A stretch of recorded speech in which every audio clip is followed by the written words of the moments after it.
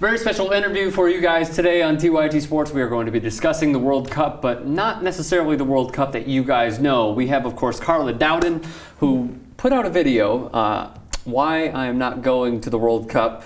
You should absolutely check it out, concluding this interview, of course. But if you want to check it out, link is in the description below. So Carla, you came over to, firstly, how are you today? I'm good. How are you? Good. Thank you for coming in. Really appreciate it. It's a pleasure. You're a very hard person to get in touch with, so I appreciate you guys giving us the time. So your video, why I'm not going to the World Cup. Where exactly did the idea come from? And you kind of, before I even ask my second question, you kind of said, I'm not heavily involved with certain aspects of, the Brazilian national team or what have you, but you kind of said, I'm doing this out of passion because you just kind of want to do the right thing. Yeah. Why exactly? Well, the idea for the video started from a completely different concept. It was more about really the fact that everyone here in the US would tell me, like, oh my God, you're from Brazil, I'm going to the World Cup. And every time I had to tell them, it's not that great, it's this and that and that. So the video initially was going to be more of a satire of like how the world sees Brazil and how everything's about the World Cup in Brazil. And then the more I started researching about it, and when I was writing the script for the video, the more I started to find out, about the problems that were going on. I mean, I already knew there were problems, and I already knew it was not a really good idea to have the World Cup in Brazil.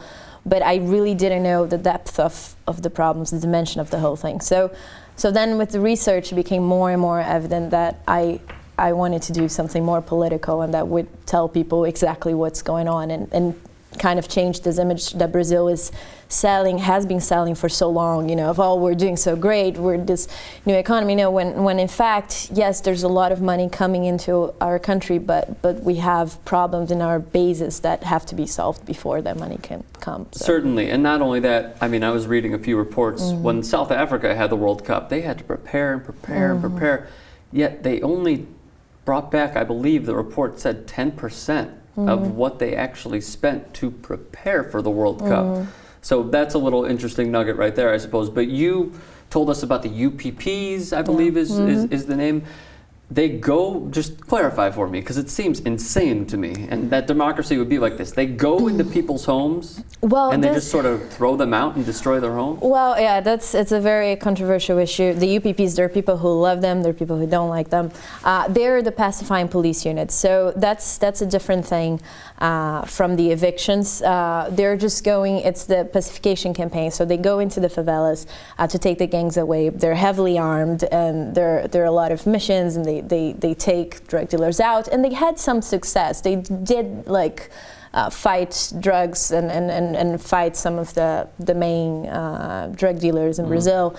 The problem is that it's, like I say in the video, is a temporary solution. It's like you're taking them away, when our prison system is completely overcapacity? Yeah, overcapacity and not working properly. When people go to jail because they steal butter with the same people that killed. It's just so much problems in our penitentiary. Joking, right? No, I'm serious. That's serious. That's serious. Yeah, that's a huge also discussion in Brazil. But that's a whole nother discussion of how our penitentiary system needs work. Okay. But basically the UPPs, they're saying, we're taking the criminals away, but it's really where are they taking them to, So it has been proven that a lot of criminality has increased in other cities where criminals were taken to. And the thing about evictions is another story. So for the World Cup and the Olympics, they're taking a lot of people from their houses to build things, for the events. To build what exactly? All sorts of things, roads or even areas for the stadium, or like the native Indians that were kicked out recently because of the Museum of the Olympic Committee. And they're removing those people with very little support, in the sense that they say, we'll give you a house, but the house they offer from the program My House, My Life, which is a national program for these evictions, they're far away from where these people used to live there. So they're like 30 kilometers away. And which in miles? I don't know my math. Okay, we'll do Google later. Maybe half of that, yeah. Okay. 15, yeah. So they take those people really far from from where they used to live, where they had been living for 40 years, 30 years, you know. Yeah. Basically what you're saying is, and what I saw from your video, Yeah. and then you basically referred to a few links in the description. Yeah. And there was a woman who tried to hold the lock, Yes, basically, to yes. her door. Yes, I mean, that's so a what really did- good video. So from what did they Witness. do with her? I mean, they just pushed her to the side and just said, you know, Yes. skedaddle. Yeah, some houses they demolished with things inside. So with furniture, with things because people didn't want to leave And or they give because them it was last 24 minute. hours, roughly 24 hours to an hour, basically, Sometimes. to pack up their things. Yeah, yeah. In some cases it was done in a more proper way, but in some cases it was done in an extremely improper way, where people would just they would mark their houses and, you know, say, okay, you're being kicked out and so many hours. But yeah, and then when they do offer money to people who don't want to move to this new place, it's very little money. That doesn't buy them a land even close to Yeah, where I was going to say, their how land much are used we to be. talking here? Very little. Because this land where the favelas are is actually very noble land. Many favelas have beautiful views there and beautiful mountains. So there's a lot of real estate speculation going on behind that too. Because after these events, you know, it's another reason to take those people out and is an excuse, you know, for the big investors to put money in those lands. Sure. So the question here is really if there's need for these evictions to happen, if you know these constructions that are supposedly going towards the World Cup and the Olympics are really the reason why these people are being removed. Now, a lot of the other things that you said in your video, and again, this is Why I'm Not Going to the World Cup by Carla Dowden. The illiteracy rate is at 21%. Has that increased at all? It reaches 21% in some places. I believe, if I'm not mistaken, the northeast of Brazil, mainly. So that's as high as it gets. The average, I believe, is around 10% or 13%, Really? which is very high still. But so then you also said that they rank 85 in the Human Development Index. So that's basically life expectancy and education. Yeah, basic level of quality of life, health, education. None of those have improved since your video at all? Oh, since the video, no, I don't think so. Oh, no, Jesus, no, such a shame. yeah. 13 million people are underfed, and the money from the games goes straight to FIFA. So what % do you believe Brazil will see at the end of this event? You mean what % in return? Yeah. I really don't know. In terms of money, how much is going to come? I mean, I'm sure there is going to be money, you know, and I understand, yeah, there will be more investors, you know, people will be looking at the country differently. The problem is that it doesn't matter how much money we keep getting if we don't fix our system first. So if the money is not properly distributed, Brazil has a lot of money, but the money is concentrated in the hands of very few people. It's a pyramid, you know, it's very few rich people and a very big lower class. So it doesn't help to have. I think it's about our priorities and not about the money that is coming in, but it's what do we want to make with our money. We have a lot of public money. I mean, we pay really high taxes, and still we don't have education, we don't have basic health, we don't have security. I mean, Brazil is a very violent country. When you say basic health, you mean basic needs in hospitals? I mean, do you mean that the hospitals are over capacity with not enough doctors on site? Yes, mostly. We have actually a really good public health system in theory. In theory, it's a beautiful system where everyone would have access to public health. Okay. The problem is that in practice, yes, it's the hospitals are over capacity. I mean, I just shot the third video that I'm releasing in the beginning of the year about the World Cup, and I went to a public hospital that my friend works at, and it's so sad. You see people in the hallways, you see rooms with more than 8 people that were just operated, and we're talking about like big surgeries and you know, and it's in the hospital. The conditions are just nasty, just dirty and just very badly taken care of. So you're telling me, not to interrupt you, you're telling me that a room that in the States would seat 2 people max are seating 8 to 10, 8 to 12. Yeah. They don't even have curtains around them. So like these people are operating, they're right there, you know, vulnerable to everyone who's passing by, and it's depressing. It's really sad. And when you see that people have to. So in theory, you know, the system is good because it offers public health to everyone. Like you can go there and you can get public health. you can be seen by a doctor for free, but it's the quality of it that is just, and the money that is deviated that should go to places and it's not, the corruption, which is another huge problem in Brazil. So again, it doesn't matter to have more money coming in if we don't if people are not seeing people are taking away. Yeah, right. Politicians are putting it in their mansions or lands or out of the country. Or understood. Yeah. Also, I also did a little bit of research. I believe it's called Fortaleza. Fortaleza, yes. Fortaleza. Yes. Okay, perfect. Awesome. American way of saying it. Yeah. Child prostitution is incredibly high there. Are they going to try and police? I mean, they say that they're going to. Yeah. But I mean, Carla, are they really going to like put their best effort forward to try and limit these things when they're going to have 600,000 people for the World Cup? Yeah, that's what we were really pushing for. In the second video, I mentioned that about really having guardianship councils at all times, you know. But the prostitution tourism in Brazil is really big. Like it's the exploitation of children and everything. So it is a huge issue. And honestly, I don't think they'll be able to handle it or to control it. But I'm hoping so. And that's what I'm really trying to also push in the videos and in the arguments I've been making. But it is a problem. Is it because there's too many people involved? I mean, I read a report where the taxi cab drivers are involved, the hosts at restaurants, and there are pimps out there and all these people. Is it just too much of a mob mentality and too many people involved to sort of police?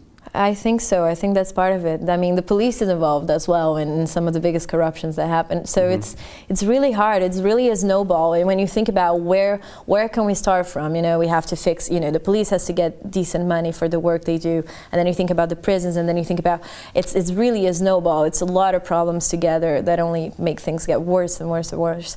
But I mean, I really think that one of the solutions is in the very basis of it, which is education, you know, and which is still very poor in Brazil. Our public education it's not good enough. Is that the biggest need for improvement with the country of Brazil? I would say is a good place to start, yeah, because it's, you know, it's the next generations that will be. I think there's hope for Brazil, but it would take a lot of generations, and a big part of improving is really in our education. I mean, you see countries in Europe, you know, Sweden, Norway, Finland, Denmark, they're very educated, their illiteracy rate is very low, you know, and there are countries that have a different mentality. It's a mentality of a group, it's a mentality of a whole. You know, in Brazil we still are very selfish. It's a very selfish mentality of everyone trying to take advantage of everyone. So, and I think that has to change for really concrete changes to start coming up. It'll take a lot of years, but we're starting well. I mean, it's a good start. I think this whole movement was a good start. The fact that people went to the streets and realize how many problems we have was a really good start. Just a few more questions for you. There have been protests throughout, and there are some workers who I read via the BBC and I believe RT.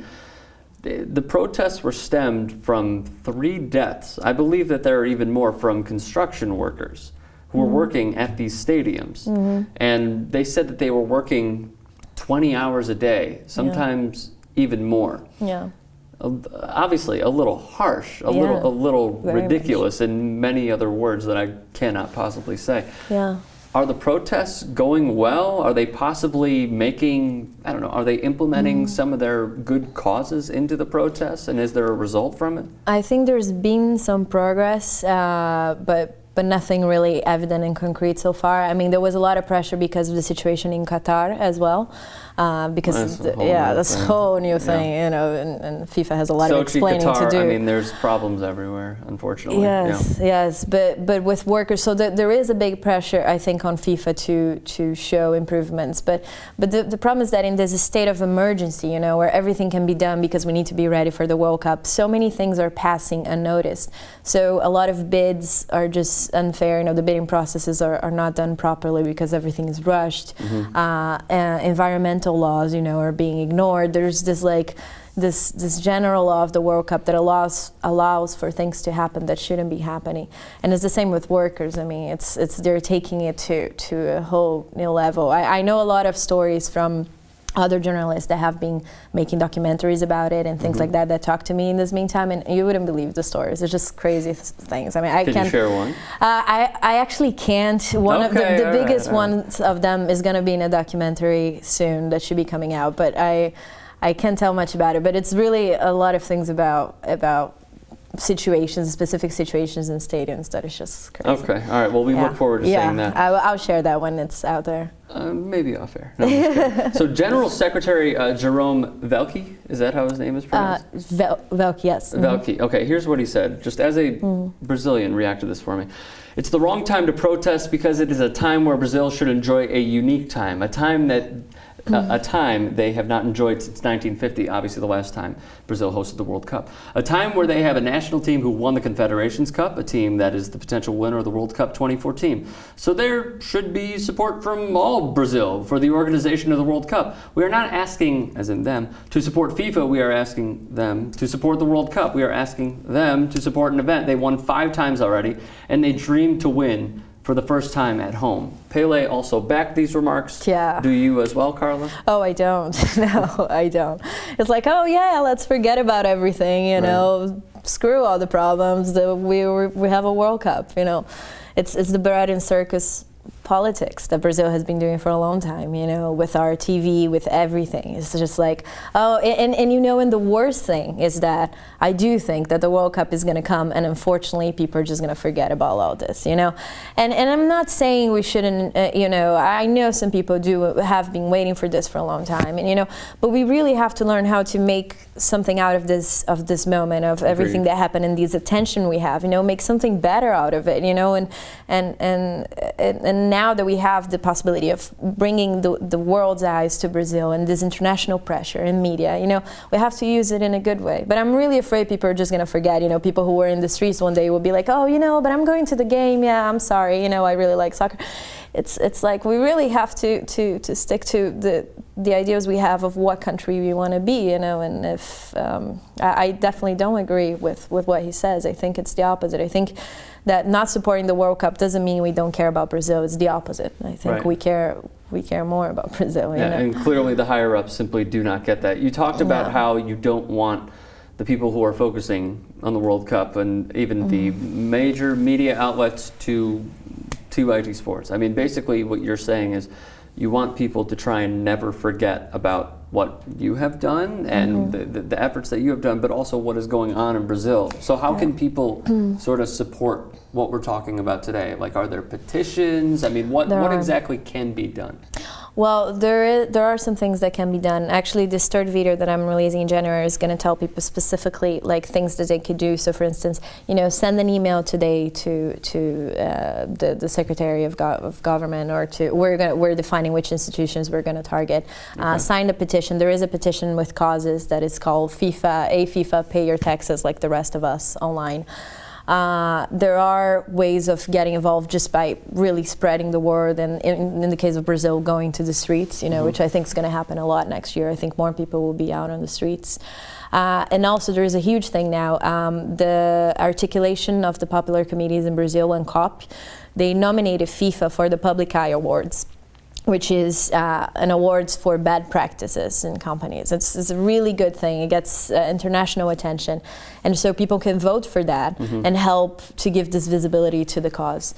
For Brazil, I really think it's a matter of conscientization, of really learning from this and being like, okay, what do we want from now on? You know, next time we won't support this, you know. And there's still a lot that can be done for the Olympics, you know, a lot of evictions that can be avoided, a lot of families that can actually be not only reimbursed, but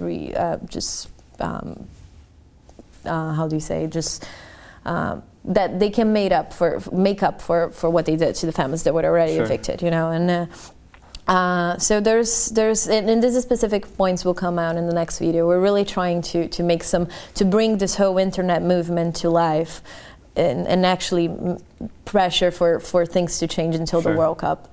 Very specifically, there are 4 things that can be changed. One is to stop the evictions.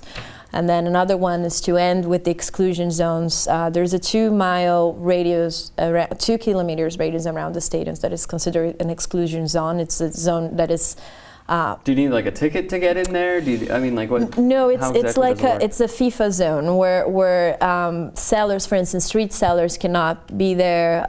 They can control the protests there. It's basically a place where FIFA rules, like the FIFA has sovereignty over, like the second video I say.